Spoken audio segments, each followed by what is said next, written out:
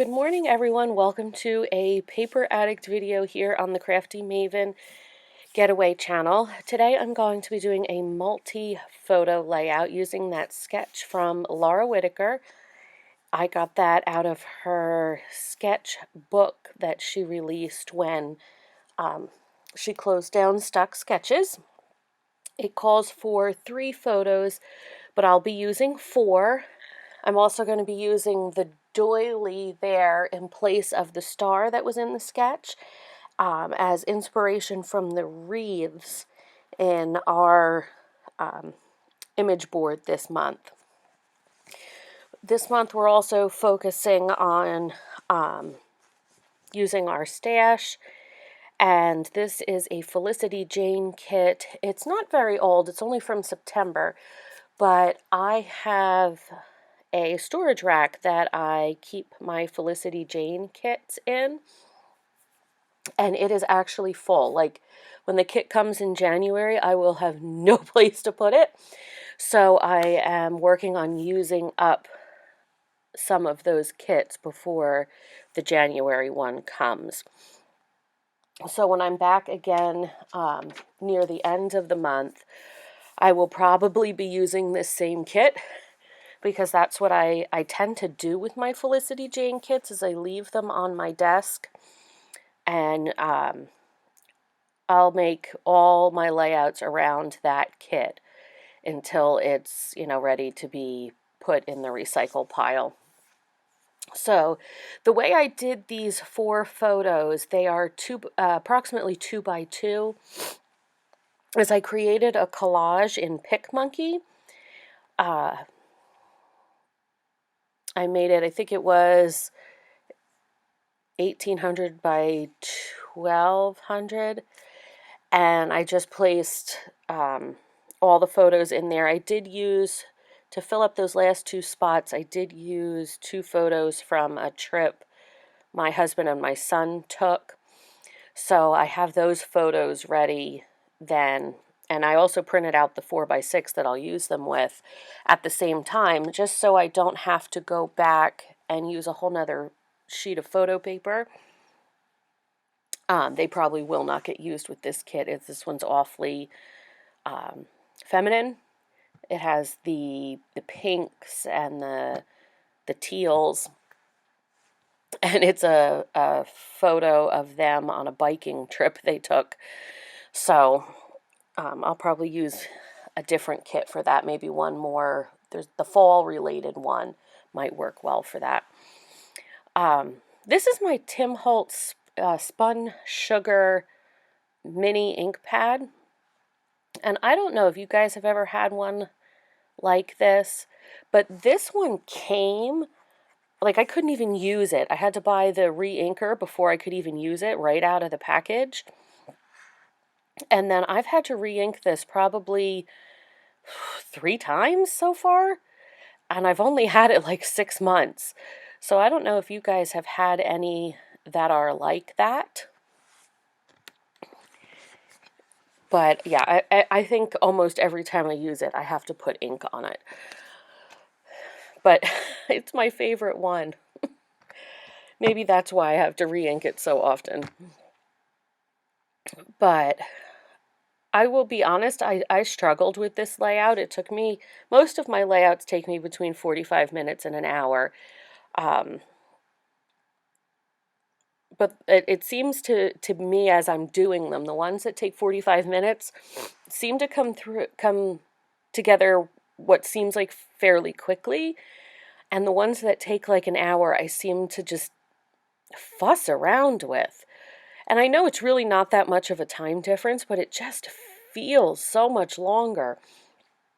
And as I'm watching this and editing this, I'm going, oh my goodness, I fussed around with this forever, and I fussed around with that forever. And it makes it seem like the video is so very long to edit and voice over. But I have done 2 layouts since July. Yeah, I have not, I think, no, I've done 3 layouts since July. 1, 2, 3. Well, either way, very low number since the summer.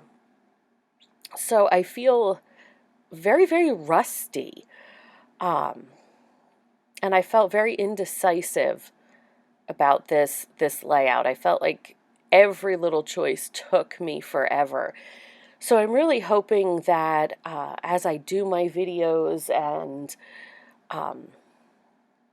as the winter approaches, we won't be at soccer 3 times a week.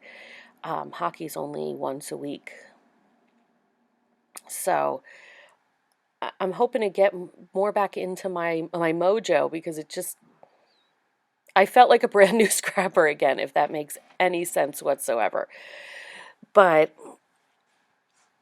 I felt like the 12 by 12 white sheet of paper was just too much space, even though, these photos are what, 2, 4, 6, 8 inches across, so it was only 2 inches on each side. I think it was the top and bottom that made it seem so floaty, because you had, 10 inches. So I mounted it on that, I would call it gingham piece of paper, the blue and white one, just to cut it down a little bit, and it made it not seem so floating out there in space. And now I'm going to attempt to do some tucking in of pieces of paper on the top there, and it just never ended up working out. I didn't like the way it looked, even though I fussed around with it for a while. And I put that gingham paper behind the photo strip so that they kind of matched the background. But then when it was on the white, it just, for me, it didn't look right. So I cut a piece of that pink paper, or the pink strip off that paper, and used that behind the scallop piece that I made, and it made the scallop stand out so much nicer. Otherwise, it just seemed to fade for me. And then, so I stick this down, and I'm like, okay, finally getting somewhere. And I look at it, and you'll see later, I'll finally dig out my Project Life cards from this collection.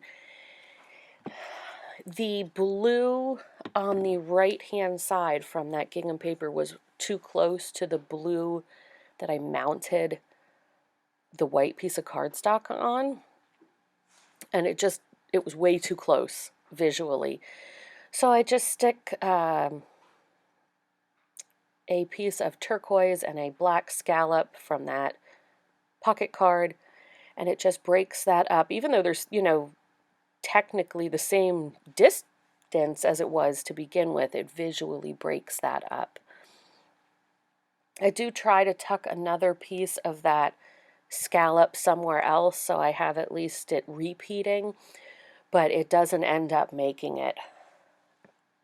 You'll see I move 2 of those around for quite some time. But anywhere else, they just didn't look right. They just, you know how that goes. Design-wise, it should be right because there's 3 repeating, whatever. I couldn't do it. So now I'm going to pull out the die cut pack. We got die cuts this month from Felicity Jane, and also there was some chipboard pieces. That bow is a chipboard piece. And I'm going to try to put down some embellishments. I wanted to try to use that frame on one of the pictures because there were some square elements in our inspiration board for this month. But my photos, even though they're 2 by 2, those openings are tiny, tiny, tiny, and it just cut them off in a weird way, so I end up taking that off. I am going to use this lesson learned stamp as part of my title. I try to put it on a tag there for a while, but I do end up stamping it directly on my layout. The reason I use the lesson learned and what my journaling is all about is those photos of our daughter over the summer. So she was 2.5. She had gotten Mommy's black Stays-On ink pad. I don't know how. I was sitting at my desk here. It's not like I had walked away. I guess I didn't notice her grab it off my rotating tower. And she went to town on her face and her arms and her legs. She managed to only get a little bit of it on our couch, thank goodness. But, yep, I told her we were going back upstairs for whatever we were doing and walked around the couch because she wasn't coming. And I was like, oh, you've got to be kidding me. Yeah, you could see the photos. It was bad. And obviously, you know, the point of Stays-On is for it to stay on. And even with alcohol, soap, I have the best cleaner ever from Scrap Perfect. It just, you know, it was not off for several days. Thank goodness the ones on her face came off easily. It was her legs that, you know, really took some time. But I had to document it, of course. Now you'll see I have a container there, just a clear, I don't know who makes them. They're meant to hold 4x6 photos. I use them to hold bits and pieces from certain manufacturers. Like when I finish, let's say, a Simple Stories kit and I have a few alphabets left. Well, I know all their colors are going to match, and I'll put them in one of those cases. And that way, when I use another Simple Stories line, I can just pull out that box and know everything in there color-wise is going to match. So this is my Felicity Jane box from previous kits. So I always, if I'm struggling for embellishments, I try to pick out things from that box since I know they'll match. So my title ended up being Lesson Learned Today. And I'm going to try to find something to put in that upper left-hand corner. Now, I did rearrange, you'll see at the beginning, I rearranged my photos a little bit because I didn't want the two of her face right next to each other. But I also, the left-hand photo I didn't want to put on the end so that she was looking off the page. And the one on the right, if I put it on the left, she would have been, you know, looking off the page. So at least they're both then looking in and not next to each other. But I needed an embellishment up there that didn't cover her face. Everything seemed too big. So I ended up just with a little banner, not even a banner, it's just a little oval piece that says "so good," and I thought, you know, it fit there, didn't, you know, obstruct her face, just gave it what it needed. So that's what I end up going with there.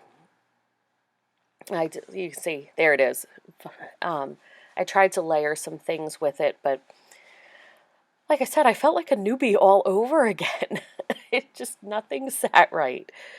So I do add shortly, I believe. I tried to put one of the gold paper clips from Felicity Jane up there, and I couldn't get it to not cover her face. But the next thing I believe I grab is my sequins. Oh, maybe not. Maybe I grab my ink first. I thought I grabbed my sequins first. But here's a little tip for you. I take some of my mists, and if I'm not sure which color I'll use, that's the piece I cut off to mount it on that gingham paper. I'll test them on there just to see if any of the ones I have match. That first one was a Lindy's Stamp Gang. It's a flat mist. It does not have any shimmer. I think it's flat Fabio. That was raspberry lemonade. And then the pink one is Heidi Swapp Blush. Yep, see, I put those aside because I couldn't decide and pulled out my sequins. Now, I do cut a bunch of this out for the sequins because they were a staticky nightmare the day I was doing this. And it took me over 5 minutes to lay down 6 sequins. And you don't need to watch all of that. So I used those near the title and near the bow just to add a little something. And I ended up going with my go-to color. When I can't decide on a color or I don't have anything that matches perfectly, I end up just going with my Heidi Swapp Gold. And I do have a backup container of this now that it's, been discontinued. And I also have a bottle of the Liquitex Gold paint that I can use for splatters. But you do, if you still have this, or the Heidi Swapp, if you haven't used it yet, please, please, please make sure to shake that sucker pretty good, because otherwise you get it gets these horrible, like, oil blotches around the gold. So if you have that, please make sure to shake it well. Don't ruin your layouts. I've done that. I haven't shaken it well enough and ended up going, oh, now my background's ruined. So here I'm putting my journaling around the outside of the layout. As I was looking at this, I felt like it needed a doodly border, but I didn't want to actually doodle. So this gave me the same visual look with the black around the outside, but it also saved me on where do I put my journaling. But I wanted to make sure I had this documented so that, when she's older and can actually use things appropriately, that we can laugh about it, because I wasn't laughing that day. So what do I end up doing next? I forget. Oh, I had tinsel